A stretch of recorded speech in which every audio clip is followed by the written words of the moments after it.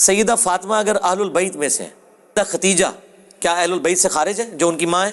مولا علی کی حدیث ہے بخاری و مسلم میں کہ نبی علیہ السلام نے فرمایا اگلے وقتوں میں اللہ نے مریم کو تمام جہان والوں پہ فضیلت دی تھی، اور اس میری امت میں خدیجہ کو تمام جہان والوں پہ فضیلت دی ہے.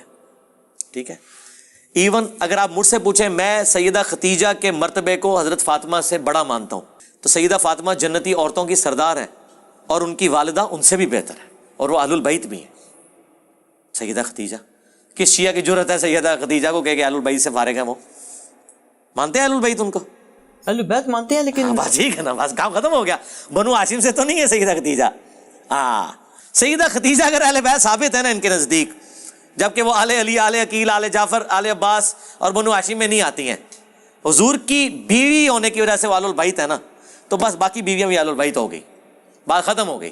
اہل البیت علیہ السلام کی عظمت جو اس آیہ میں ہے، قرآن کریم کی کسی اور آیہ کریمہ میں اس سطح کی عظمت بیان نہیں ہوئی جیسا بعض مفسرین نے اس میں بیان کیا. اور حقیقت یہ ہے کہ یہاں پر اہل البیت کے لیے اللہ تعالیٰ نے یہ الفاظ رسول اللہ کے نہیں ہیں، یہ وحی کے الفاظ ہیں. فَقُلْ تَعَالَوْا، اے نبی آپ انہیں کہیے، تعالوا آئیے، ندعو بلاتے ہیں ہم، ابناءنا و ابناءکم، ہم اپنے بیٹوں کو آپ اپنے بیٹوں کو بلائیں، و نساءنا و نساءکم، ہم اپنی عورتوں کو آپ اپنی عورتوں کو بلائیں، و انفسنا و انفسکم، ہم اپنے نفوس کو بلاتے ہیں آپ اپنے نفوس کو بلائیں. خوب یہ عناوین ابنا، نساءنا، ابناءنا، نساءنا و انفسنا اہل البیت علیہ السلام کے متعلق ہیں.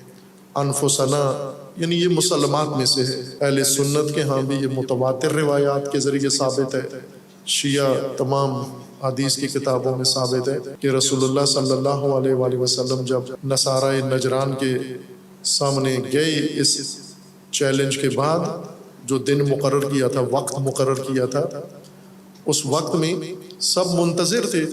اہل سنت کے بعض کتابوں کے اندر ہے کہ 2 وقت رسول اللہ کے صحابہ پر بہت تشویش اور اضطراب والے گزرے ہیں. ایک جب رسول اللہ نے فرمایا تھا کہ میں کل خیبر میں جھنڈا اس کو دوں گا جو قرار ہوگا، فرار نہیں ہوگا، اور جس سے اللہ راضی ہوگا اور جو اللہ سے راضی ہے، جس سے رسول راضی ہے اور جو رسول سے راضی ہے. صحابہ خود کہتے ہیں کہ حضرت عمر کہتے ہیں کہ ساری رات مجھے نیند نہیں آئی، انتظار میں رہا کہ اور دعا کرتے رہے کہ یہ صبح مجھے ملے. یہ